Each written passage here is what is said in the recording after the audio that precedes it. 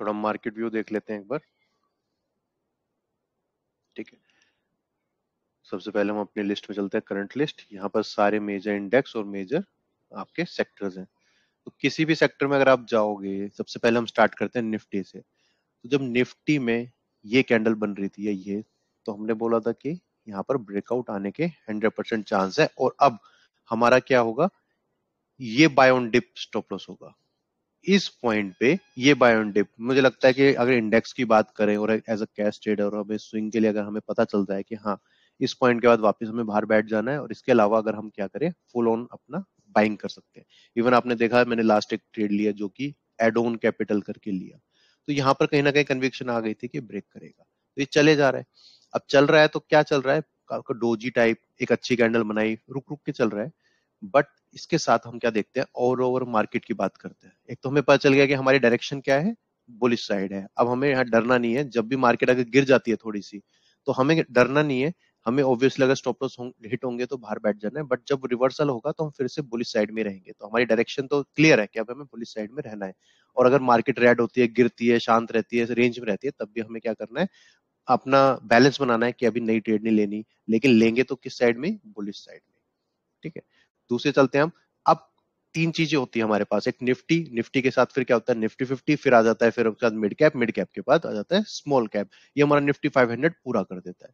तो इसके बाद हम चलते हैं निफ्टी, बैंक निफ्टी में। तो बैंक निफ्टी में अगर हम देखें, तो एक लेवल मैंने ऐसे ड्रॉ किया है कि लास्ट टाइम भी यहाँ रुका था, ये एक कैंडल बनी थी, यहाँ पर भी दोबारा रुका था। ये थोड़ा सा मैंने इसको इग्नोर किया क्योंकि काफी एकदम से एक्स्ट्रा ऑर्डिनरी वीक बनी थी, उसको इग्नोर कर दिया। बट इस लेवल को लिया, एंड देन आप देखते हो ब्रेकआउट आ गया है। उसके ऊपर भी सस्टेन कर रहा है, तो कुछ भी नेगेटिव पॉजिटिव कुछ नहीं है। मोस्टली नेगेटिव है, मोस्टली पॉजिटिव साइड में मैं बात करूंगा, नेगेटिव इसमें कुछ नहीं है। चलते हैं आगे। ये रहा। तो इसको जूनियर बीज भी बोलते हैं, नेक्स्ट 50 भी बोलते हैं। तो इसमें देखोगे आप, कोई दिक्कत नहीं है। आपने जो भी स्ट्रेंथ आपको दिख रही है, यानी जो टॉप 100 कंपनीज है उनके अंदर अभी आपको दिख रहा है कि स्ट्रेंथ है। बट इश्यू कहाँ आता है, जब हम बात करते हैं मिड कैप। तो मिड कैप में देखोगे फॉल आया था, उस वाले एरिया को अभी क्रॉस नहीं कर पाया, और लास्ट तीन कैंडल भी बिल्कुल मरी मरी सी बन रही है, मतलब अप एंड डाउन। और आप कभी भी ट्रेड करोगे तो ऐसा नहीं होगा कि 100% आप लार्ज कैप में चले जाओ, 100% आप स्मॉल कैप में हो, या 100% आप जूनियर बीज, निफ्टी बीज या मिड कैप में किसी और में हो। ऐसा नहीं हो पाता।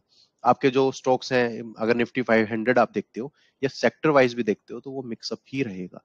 तो उसकी वजह से आपको दिखता है कि आपके मैक्सिमम स्टॉक्स होंगे जो मिड और स्मॉल कैप में भी जो होंगे। अगर मैं मानता हूँ कि 30-30-30% मैं रेशियो लेके चलता हूँ, तो मिड कैप आपका देख रहे हो 3 दिन से बड़ा ही शांत बैठा है। स्मॉल कैप आप देखो, जो फॉल आया था उसको भी कवर भी नहीं कर पाया और अभी शांत बैठा है। तो इसलिए ओवरऑल मार्केट की जब हम बात करते हैं, ओवरऑल स्टॉक्स में ओवरऑल मार्केट की बात करते हैं, तो लगता है कि अभी थोड़ा सा स्लो मोशन चल रहा है। स्लो मोशन चल रहा है, लेकिन निफ्टी और डायरेक्शन की वजह से हमें कोई पैनिक नहीं है, कोई इशू नहीं है, अभी सब क्लियर है। अनलेस एंड अनटिल एक बहुत बड़ा फॉल आ जाए 2-3 दिन का और इस लेवल को तोड़ दे। और जब कुछ नया हमें मिलेगा, नया कुछ स्टॉप लॉस मिलेगा, तो हम इसको शिफ्ट कर देंगे और ऊपर, और फिर इस तरह से चलते चले जाएंगे। जब तक चल रहा है चलेगा, जब नहीं चलेगा तो पता चल जाएगा। सेक्टर में चलते हैं। किसी भी इस तरह का सेक्टर जिसमें मुझे वैल्यू हो, जिसमें मैं स्विंग कर पाऊं, वो थोड़ा सा टफ है। जैसे कि यहाँ पर ऑल टाइम हाई है, फिर एक स्विंग बने, तो इस तरह के स्विंग्स अगर बनेंगे तो काफी डिफिकल्ट होता है एक स्विंग ट्रेडर को ऐसे राइड करना स्टॉक्स को, राइट। तो इसलिए मैं ऐसा स्टॉक देख रहा हूँ जिसमें मोमेंटम आ सकता है, जो थोड़ा सा रुका हुआ है, जिसमें थोड़ा सा पुश मिले। जैसे कि पीएसयू बैंक में एक मोमेंटम है।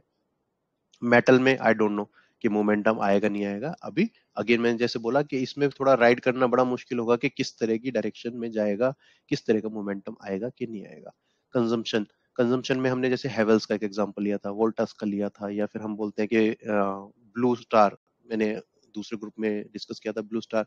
ये सब स्टॉक्स हैं, ये पता चल रहा है कंजम्पशन में मोमेंटम है, तो उसमें हमने देखा स्टॉक्स स्टॉक्स में मोमेंटम है, तो वहां पर आपका हाथ जाना चाहिए। हमारा ध्यान है थोड़ा सा एफएमसीजी में। एफएमसीजी देखो काफी डाउन आया है, उस लेवल पे है जहां पर आपका क्या था, 23 जुलाई में था। तो अगर इसमें किसी मार्केट में नहीं चलता, कब मार्केट अगर डायरेक्शन में आता है, मोमेंटम चलता है, कोई पैनिक नहीं होता, स्मॉल कैप मिड कैप सब साथ देते हैं, तो ये एक सेक्टर है जो कि थोड़ा सा अच्छा पुश देगा। अगर ये यहाँ से यहाँ तक का भी पुश देगा, तो आपका एक अच्छे अच्छे स्टॉक्स हैं, जैसे कि आपका कौन सा है नेस्ले हो गया, नेस्ले सेम पैटर्न बना रहा है टाइप, आईटीसी या कुछ ऐसे अच्छे स्टॉक्स आपको मोमेंटम दे सकते हैं। तो चलो ज्यादा इन पे नहीं जाते। मैं एक बार फिर भी आपको एफएमसीजी पे मैंने लास्ट भी डिस्कस बोला था, तो एक बार एफएमसीजी में देख लेते हैं, दिखा देता हूँ मैं आपको। मैं क्यों बोल रहा हूँ नेस्ले। तो अगर नेस्ले देखोगे सेम मोमेंटम है लेकिन ऑलरेडी स्ट्रॉन्ग है। देख लो डिफरेंस, सेम आया, एक ही कैंडल में डाउन, मदर कैंडल उसका कभी लो नहीं तोड़ा, उसका हाई तोड़ने के बाद मोमेंटम। तो मैंने इसलिए नेस्ले बोला था उस दिन, एफएमसीजी बोला था, तभी मेरे ऑलरेडी माइंड में था नेस्ले स्ट्रॉन्ग है। क्यों? सिर्फ किससे स्ट्रॉन्ग है? सेक्टर से। मतलब मैं और स्टॉक्स पे कंपेयर नहीं कर रहा, इसमें देखो ये आया रेंज बनी, लो नहीं तोड़ रहा लेकिन बहुत क्लोज है, तो ये एवरेज आउट होता है, क्योंकि एवरेज से कोई अच्छा चल रहा है इसका मतलब वो अच्छा परफॉर्मर है। तो मैंने उसमें क्या देखा, नेस्ले अच्छा कर सकता है। मैंने लिया नहीं है, मैं बता रहा हूँ, क्योंकि जरूरी नहीं है कि हर चीज आपको लेकर ही सीखना है। आप बाहर बैठ के अपना थोड़ा सा एनालिसिस करके भी चीजों को समझ सकते हो और उसकी प्रैक्टिस कर सकते हो। तो इस तरह से मेरे को दिखा कि नेस्ले अच्छा चल रहा है। इवन अगर एफएमसीजी में और मोमेंटम आता है तो कुछ स्टॉक्स एक अच्छा स्विंग आपको दे सकते हैं।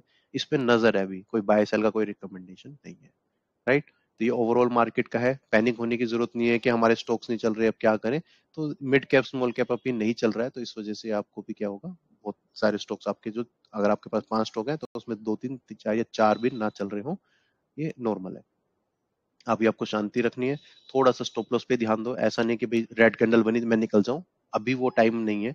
अभी तो क्या होगा, अप एंड डाउन होता रहेगा, ठीक है। किसी भी स्टॉक में जाओगे, कभी अप जा रहा है, कभी डाउन जा रहा है, कभी अप जा रहा है, इस तरह की मूव्स आती रहेंगी। तो हमें कोशिश ये करनी है कि हाँ, हम किस तरह के स्टॉक्स को ढूंढे कि भाई अगर मेरा स्टॉक गिर रहा है और मेरा स्टॉप लॉस कहीं यहाँ पर है या यहाँ पर है, जिस पे एक्स एंड वाई पे है, तो मैं थोड़ा और वेट करूँ। इस तरह की मूव आने के बाद वापस रिवर्स हो सकता है, जैसा कि मार्केट चल रही है अप एंड डाउन थोड़ा सा स्लो चल रही है। तो ये ना हो कि बस पैनिक हो कि एकदम से कोई मूव गिर गई, किसी भी स्टॉक में मैं बोल रहा हूँ, ठीक है। एकदम से एक अगले दिन गिरा, नेक्स्ट डे वापस।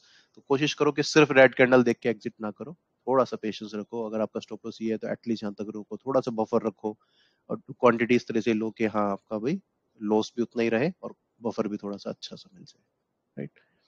तो भागने की जल्दी मत करो कि भाई मैं इसमें निकल जाता हूँ फिर किसी और में चला जाता हूँ, फिर इससे निकल गया किसी और में चला जाऊंगा, ये तो गिर रहा है तो उस दिन मैं किसी और में चला जाता हूँ। तो थोड़ा सा आपको एक्स्ट्रा, जो जैसे यहाँ पे एंट्री किया किसी ने, यहाँ पर स्टॉप लॉस है, तो थोड़ा सा वेट करो कि नहीं हिट हो रहा है या नहीं हो रहा।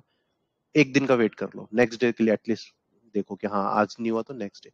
जब तक स्टॉप लॉस के ऊपर है, स्टॉप लॉस के नीचे चला गया तो चाहे कुछ भी हो, आंधी है तूफान है, एग्जिट करना है बस। उसका कोई रोल नहीं है, उसका कोई सब्स्टिट्यूट नहीं है, उसका कोई अल्टरनेट नहीं है।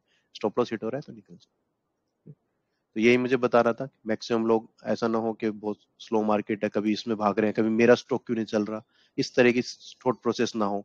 ऐसा ना हो कि मेरा तो आज एक ही 1% चल रहा है, लेकिन काश मैंने कल्याण ज्वेलर्स ले लिया होता तो 4 चल जाता, काश मैंने डीएलएफ ले लिया होता, मैंने तो क्या ले लिया, कुछ गोदरेज ले लिया, एक्सेट्रा ले लिया, एनसीसी या कोई और ले लिया, बट एनसीसी चल रहा है 1%, काश मैंने डीएलएफ ले लिया होता। ऐसी थॉट प्रोसेस ना आए। और ये भी देखो, किसी ने ये भी लिया होगा, किसी का 2% भी गिरा होगा, इसने बड़ी स्मूथ चल रहा है, बोलेगा काश मैंने ये नहीं लिया होता। तो ये तो चलता रहेगा, रिग्रेट तो चलता रहेगा लाइफ भर। कोई किसी ने यहाँ लिया होगा तो बोलेगा इतने दिन से चल रहा था, मेरे लेते ही गिर गया, काश ये आज ना गिरता। और किसी ने यहाँ पे लिया होगा कोई और, तो बोल रहे अरे बस 2% चला, काश मैं कल्याण ज्वेलर्स ले लेता। कोई बोले कल्याण ज्वेलर्स ले लिया किसी ने, तो बोलेगा मेरे पास तो ऐसे ऐसे स्टॉक्स हैं जो कि 8-10% चल रहे हैं, मैंने काश ये ले लिया होता। तो ऐसा कुछ ना कुछ मन में चलता रहेगा।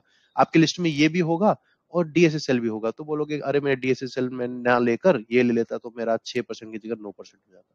ऐसा हो जाता, और ये होप ये सब ये तो चलता ही रहेगा लाइफ भर। तो इस पे फोकस करना ही नहीं चाहिए। कर रहे हो तो धीरे धीरे छोड़ने की कोशिश करो। अदरवाइज कुछ नहीं है, मार्केट में नॉर्मल है, बैठो शांति से, कुछ ना ही नेगेटिव है ना ही पॉजिटिव हो रहा है। अभी शांति से बैठना है, मतलब शांति से इन द सेंस होल्ड करके बैठना है, यानी बाहर बैठना है, ठीक है। और इसमें कोई तकलीफ नहीं है, रोज नेगेटिव रेड कैंडल बन रही है फिर अब जा रहा है, कोई दिक्कत नहीं है इसमें, आराम से उसको बनने दो और आराम से देखो। सस्टेन मुझे लगता है 70-80% के चांसेस है कि आराम से सस्टेन करेगी, और धीरे धीरे सब में थोड़ा सा मोमेंटम वापस रिक्रिएट हो जाएगा अगर निफ्टी सस्टेन करती है। बाकी देखते हैं जैसा होगा नेक्स्ट कैंडल्स पे। ऐसा एग्जैक्ट हम 100% नहीं श्योरिटी पे काम करेंगे, जैसा मार्केट करेगी वैसा हम एक्ट करेंगे, ठीक है। बैंक निफ्टी जो मेजर है उसमें कोई इशू नहीं है, जूनियर में देखो कोई इशू नहीं है, निफ्टी में कोई इशू नहीं है, स्मॉल मिड कैप में थोड़ा सा है। तो अभी उनमें थोड़ा सा शांति बना के रखनी पड़ेगी। एकदम सडन फॉल आएगा तो आपको बता दिया वोलेटिलिटी कैसे संभालोगे, प्रॉपर स्टॉप लॉस लेकर, प्रॉपर ट्रेलिंग स्टॉप लॉस लेकर। बाकी लार्ज कैप में अभी कोई इशू नहीं है, लेकिन सिर्फ लार्ज कैप में आप भाग जाओ तो ऐसा भी मत करना, क्योंकि जब इनमें मोमेंटम आएगा फिर आप फिर पैनिक हो जाओगे, फिर फोमो आएगा कि अरे मैं लार्ज कैप में क्यों हूँ, मैं एचडीएफसी में क्यों हूँ, मैं तो किसी चोला फिंस में चला जाता, मैं किसी और स्टॉक में रहता तो अच्छा रहता, राइट। तो कॉम्बिनेशन ही चलेगा हमेशा, बट पेशेंस ज़्यादा चाहिए इस टाइम पे, बाकी और कुछ नहीं है। ठीक है, चलिए यहाँ पर एंड करते हैं हम। किसी को क्वेश्चन पूछना है तो पूछ सकते हो, अदरवाइज मैं एंड कर देता हूँ।